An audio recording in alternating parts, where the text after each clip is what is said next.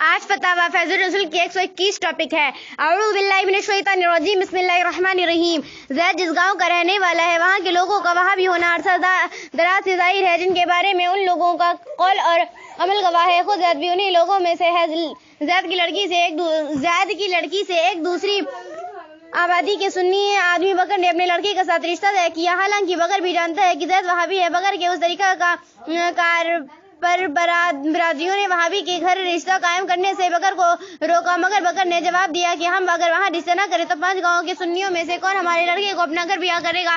برادریوں کے منع کرنے کے باوجود بکر نے رشتہ کر دیا۔ نکاح کے دن بکر کے گھر زید آیا۔ برادریوں نے زید سے سوال کیا کہ تمہارا کیا مذہب ہے؟ اس پر زید نے جواب دیا کہ تمہارے 5 گاؤں کے لوگ جو کام کرتے ہیں وہ کیا ہمارے گھر نہیں ہوتا؟ دریافت بات یہ ہے کہ زید وہابی کہ اس بیان دینے سے زید کو سنی تسلیم کیا جائے یا وہابی بنا جائے، اور جن برادریوں نے اس نکاح میں شرکت کیا اور ان برادریوں میں پر شرعاً کیا حکم ہے اور بغیر پر شریعت کا کیا حکم ہے۔ نکاح ہو جانے کے بعد کچھ دن کے بعد زید نے یہ کہا ہے کہ ہم نے رشتے طے ہونے سے پہلے ہی بکر سے کہہ دیا تھا کہ ہم وہابی ہیں، شادی کرو یا نہ کرو۔ جواب: جب زید کو اپنے وہابی ہونے کا اقرار ہے جیسے کہ سوال میں مذکور ہے تو بے حکم شریعت مطہرہ زید وہابی ہے۔ حدیث شریف میں ہے المرء خطابی قرارا۔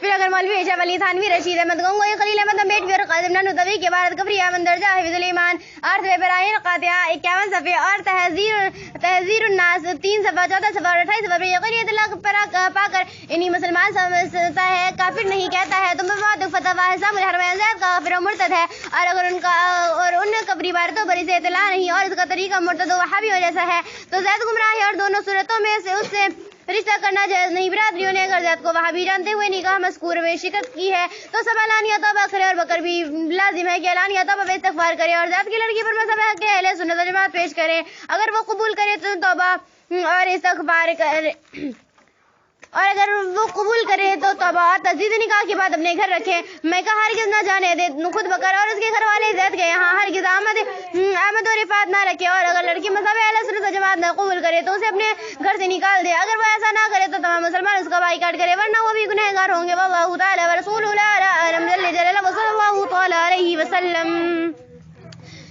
زید سنی کا لڑکا ہے، لیکن باپ کے انتقال کے بعد اس کی ماں ایک وہابی کے گھر چلی گئی، ساتھ میں لڑکا بھی گیا۔ زید کی پرورش وہابی کے گھر ہوئی۔ اب یہ کہ زید کا عقد ایک سنی لڑکی سے ہوا، نکاح پڑھانے والا وہابی تھا۔ اب دریافت یہ کرنا ہے کہ جس لڑکی ہے وہ سنی ہے، لڑکی کا نام زینب اور اس کے والد کا نام عبداللہ ہے۔ عبداللہ کا کہنا ہے کہ اگر نہ معلوم ہونے کی وجہ سے نکاح کر دیا ہے تو نکاح ہوا یا نہیں، اور اس کے گھر بھیجنا جائز ہے یا نہیں۔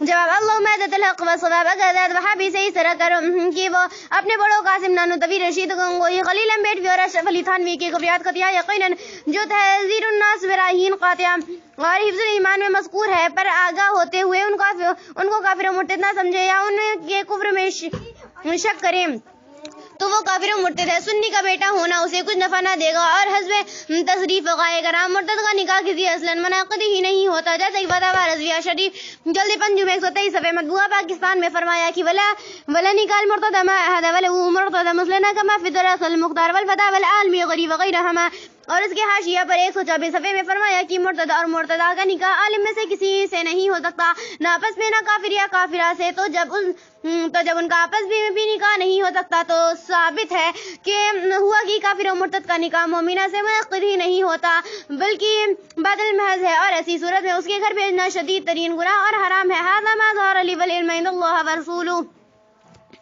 ایک شخص نے کیم النساء کو لا کر ایک وہابی کے بدست بیچ دیا اور قیمت 500 روپے وصول بھی کر لیا۔ وہابی نے اس کے ساتھ نکاح کیا، پھر 3 دن کے بعد اس نے طلاق دے کر 800 روپے میں جمن کے بدست فروخت کر دیا۔ جمن نے 15 روز کے بعد وہ اپنے لڑکے جیش محمد کے ساتھ قیم النساء کا نکاح کر دیا۔ دریافت امر ہے کہ نکاح مذکور ہوا کہ نہیں، نیز نکاح ہوا اور گواہاں کے لیے شرعاً کیا حکم ہے؟ جواب: صورت مستفسرہ میں وہابی سے پہلے اگر قیم النساء کسی اور کے نکاح میں یا عدت میں نہ تھی تو جیش کے ساتھ نکاح منعقد ہو گیا، اور اگر پہلے کسی کے نکاح یا عدت میں تھی تو جیش محمد کے ساتھ نکاح منعقد نہ ہوا۔ اس صورت میں نکاح ہوا اور گواہان پر توبہ و استغفار لازم اور نکاح نہ ہونے کا اعلان واجب ہے۔ رہا وہابی عقیدہ رکھنے والے کے ساتھ نکاح تو چونکہ بمطابق فتویٰ حسام الحرمین وہابی عقیدہ والا مرتد ہے اور مرتد کا نکاح کسی سے منعقد ہی نہیں ہو سکتا، جیسے کہ فتویٰ المگیری میں ہے، لہذا قیم النساء کا نکاح وہابی کے ساتھ منعقد نہ ہوا تو اور جب وہابی کے ساتھ نکاح ہی نہ ہوا تھا تو طلاق اور عدت کی ضرورت نہیں کہ زنا کے لیے عدت نہیں پتہ بال میں گری ہے میں یہ ہے لا تتلذ وهو سبحانه تعالی عالم۔ ایک لڑکی کا عقد ایک وہابی کے ساتھ ہوا، کچھ دنوں کے بعد اس نے طلاق دے دی، بعد عدت کا نکاح کچھ لوگوں نے دباؤ ڈال کر دوسرے وہابی کے ساتھ کر دیا جس کے ساتھ لڑکی رہنا نہیں چاہتی۔ اب دریافت طلب یہ امر ہے کہ کیا لڑکی بغیر طلاق حاصل کیے دوسرا نکاح کر سکتی ہے؟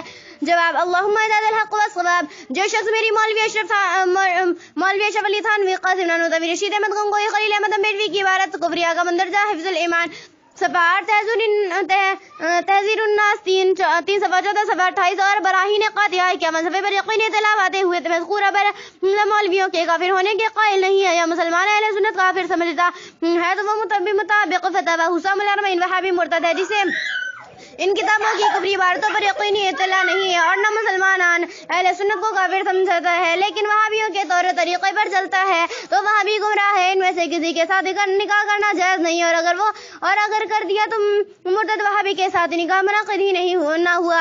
اس صورت میں طلاق حاصل کیے بغیر دوسرے سے نکاح کرنا جائز ہے اور اگر وہابی گمراہ کے ساتھ نکاح ہوا تو منعقد ہو گیا لیکن عورت کو اس کے ساتھ ازدواجی تعلقات رکھنا حرام ہے۔ اس صورت میں جس طرح بھی ہو سکے طلاق حاصل کی جائے، طلاق حاصل کیے بغیر دوسرا نکاح کرنا جائز نہیں۔ هذا ما ظهر لي والعلم عند الله تعالى ورسول العالى جل جلاله المولى تعالى عليه وسلم۔ زید نے اپنی دختر کا نکاح دانستہ طور پر ایک دیوبندی کے ساتھ کر دیا۔ وہ لڑکا تبلیغی جماعت کا حامی اکثر تبلیغی دورے پر رہتا ہے۔ آیا یہ نکاح منعقد ہوا کہ نہیں اور بغیر طلاق حاصل کیے ہوئے اس لڑکی کا نکاح دوسرے سنی صحیح عقیدہ شخص سے ہو سکتا ہے کہ نہیں؟ نمبر 2، زید نے اپنی زوجہ منقوحہ کو کہہ دیا کہ میں نہیں لاؤں گا، کیا ایسا کہنے سے طلاق واقع ہو جائے گی؟ جواب لڑکا مذکور جو تبلیغی جماعت کا حامی ہے دیا بنا کے کفریات قضیہ مندرجہ حفظ الایمان صفحہ 8 تحذیر الناس 3 صفحہ 14 صفحہ 28 صفحہ براہین قاطعہ 51 صفحے کی بنا پر مکہ معظمہ مدینہ منورہ نے ہندوستان، پاکستان، برما اور بنگال وغیرہ کے سینکڑوں مفتیان کرام علم اعظام نے جو مولوی اشرف علی تھانوی، قاسم نانوتوی، رشید احمد گنگوئی اور خلیل احمد امبیڈوی کو کافر مرتد قرار دیا گیا ہے جن کی تفصیل حسام الحرمین اور ثواب الہندیہ سے ہے۔ اسے یہ فتویٰ تسلیم ہے یا نہیں، یعنی وہ مولویان مذکور کو کافر و مرتد کہتا ہے یا نہیں؟ اگر نہیں کہتا یا ان کے کافر و مرتد ہونے میں شک کرتا ہے تو بمطابق فتویٰ حسام الحرمین کا کافر و مرتد اور مرتد کا نکاح کسی سے منعقد نہیں ہو سکتا، جیسے کہ فتویٰ المیگری میں ہے لا یجوز المرتدین اذا زوج مرتد ولا مسلمۃ ولا کافرۃ اصلیۃ وكذلك المرتد ما ذکر فی المبسوط، یعنی مرتد کا نکاح مرتدہ مسلمہ اور کافرہ اصلیہ کسی سے نہیں ہو سکتا اور ایسا ہی مرتد کا نکاح کسی سے نہیں ہو سکتا ایسا ہی مبسوط میں ہے۔ لہذا اس صورت میں لڑکی مذکور طلاق حاصل کیے بغیر دوسرا نکاح کسی سنی صحیح عقیدہ سے کر سکتی ہے اور اگر لڑکا مذکور کو دیا بنا کے کفریات قطعیہ پر یقینی اطلاع نہیں ہے مگر اس سے طریقے کا وہابیہ جیسے ہیں تو وہ گمراہ بد مذہب ہے۔ اس صورت میں لڑکی مذکورہ کا نکاح منعقد ہو گیا لیکن لڑکی کو اس کے میاں بیوی سے تعلقات قائم کرنا جائز نہیں بلکہ جس طرح بھی ہو سکے اس سے طلاق حاصل کرے۔ خلاصہ یہ کہ پہلی صورت میں طلاق حاصل کیے بغیر دوسرا نکاح کر سکتی ہے اور دوسری صورت میں طلاق حاصل کیے بغیر دوسرا نکاح نہیں کر سکتی اور گمراہ شوہر کے ساتھ میاں بیوی کے تعلقات بھی نہیں قائم کر سکتی۔ ھذا ما عندی والعلم عند اللہ تعالی ورسول جل جلالہ صلی اللہ علیہ وسلم۔ نمبر 2، نہیں واقع ہوگی وہو تعالی عالم۔ ایک شہر میں چند افراد وہابی تبلیغ خیالات کے ہیں اور اکثریت سنی حضرات کی ہے۔ ان لوگوں کا سنی ذات سے لڑکیوں کا لین دین ہوتا ہے لیکن ان لڑکوں کا اور لڑکیوں کے خیالات نامعلوم جیسے ہوتے ہیں بلکہ اکثر قائل بسنیت ہوتے ہیں۔ تو ان حالات میں سے کسی امام کو ان کے عقد میں شریک ہونا اور پڑھانا ہوتا ضرور شرع کیسا ہے جیسے امام کے اقتداء صحیح ہے یا نہیں بغیر دیکھی کسی کو وہابی دیوبندی بنا دینے والے کے بارے میں کیا حکم ہے؟ جواب، چند افراد جو وہابی تبلیغ خیالات کے ہیں اور اگر وہ لوگ مولوی اشرف علی تھانوی، قاسم نانوتوی، رشید احمد گنگوئی اور خلیل احمد امبیڈوی کی عبارت کفریہ مندرجہ حفظ الایمان 8 صفحہ تحذیر الناس 3 صفحہ 14 صفحہ 28 اور براہین قاطعہ 51 اور بغیر یقین اطلاع کے باوجود مولویان کو مذکور کافر و مرتد نہیں کہتے تو وہ فتویٰ حسام الحرمین کے مطابق کافر و مرتد ہیں، ان سے رشتہ کرنا حرام ناجائز ہے۔ مرتد کا نکاح کسی سے منعقد ہی نہیں ہو سکتا جیسے کہ فتویٰ المیگری جلد والمصری 263 صفحے میں لا يجوز للمرتد ان يتجوز المرتد ولا مسلمة ولا كافرة اصلیۃ وكذا لا يجوز نکاح المرتد مع هذا كذا في المفصول، یعنی مرتد کا نکاح مرتدہ مسلمہ اور کافرہ اصلیہ کسی سے جائز نہیں اور ایسا ہی مرتد کا نکاح کسی سے جائز نہیں ایسا ہی مبسوط میں ہے۔ اور مرتد والدین کے لڑکے اور لڑکیاں اگر ان کے ساتھ رہتے سہتے ہیں اور قطع تعلق ان میں سے نہیں کیے ہیں تو اگرچہ ان کے خیالات نامعلوم میرے سے ہو ان سے رشتہ نکاح پیدا کرنا جائز نہیں. اگر وہ مرتد نہیں تو کم از کم گمراہ ضرور ہیں اور اس گمراہ سے بھی مناقبات جائز نہیں. اور پھر ان کے خیالات نامعلوم جیسے کیوں ہوتے ہیں؟ لڑکی لڑکا دینے والا پہلے ان کا عقیدہ کیوں نہیں معلوم کرتے؟ خلاصہ یہ کہ جن کے والدین مرتد یا گمراہ ہو اور ان کے والدین سے قطع تعلق نہ ہو تو ان میں عقد میں شریک ہونا اور ان کا نکاح پڑھانا جائز نہیں.